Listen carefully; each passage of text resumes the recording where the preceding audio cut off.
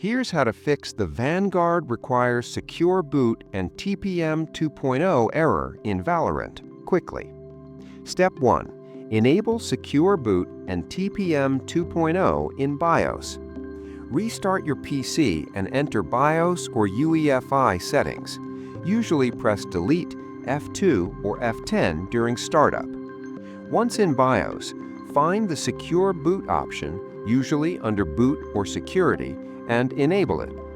Locate TPM or Trusted Platform Module settings, may also be listed as PTT on Intel systems, and enable TPM 2.0. Save your changes and exit BIOS. Your PC will restart. Step 2. Restart Riot Vanguard. Press Windows plus R, type services.msc and press Enter. Scroll down and find VGC. Right-click it and select Restart. If it's not running, click Start.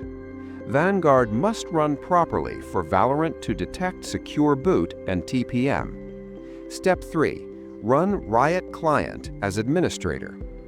After restarting your PC and Vanguard service, right-click Riot Client and select Run as Administrator. Sign in if required, then launch Valorant. This ensures Vanguard has the necessary permissions to operate with Secure Boot and TPM enabled. After enabling Secure Boot, TPM 2.0 and restarting Vanguard, Valorant should launch without errors. Subscribe for more professional Valorant fixes and PC troubleshooting guides.